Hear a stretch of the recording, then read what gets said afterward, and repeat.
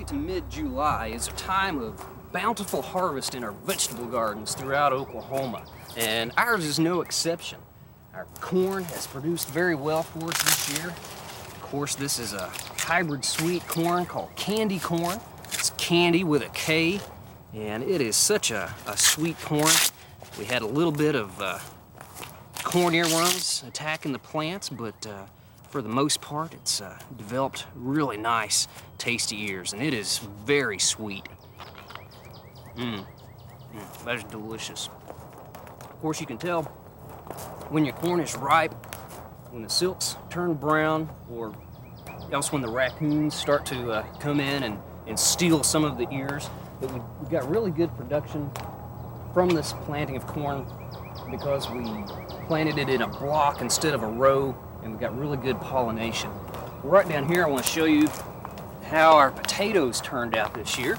We planted them, as you remember, in these tubs that have got the bottoms knocked out of them or rusted away.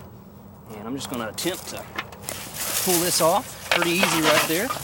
And can you imagine harvesting potatoes any easier? They just seem to just roll right out of there.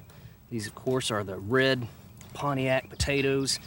And we've got plenty of these from those 2 seed pieces that we planted in each of these tubs. But some really nice potatoes.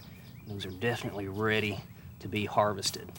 But again, this time of the year, there's lots of fresh produce. I highly encourage you to go by your farmer's market because they've got a lot of really nice things this time of the year. We hope you've enjoyed this classic from the Oklahoma Gardening Vault.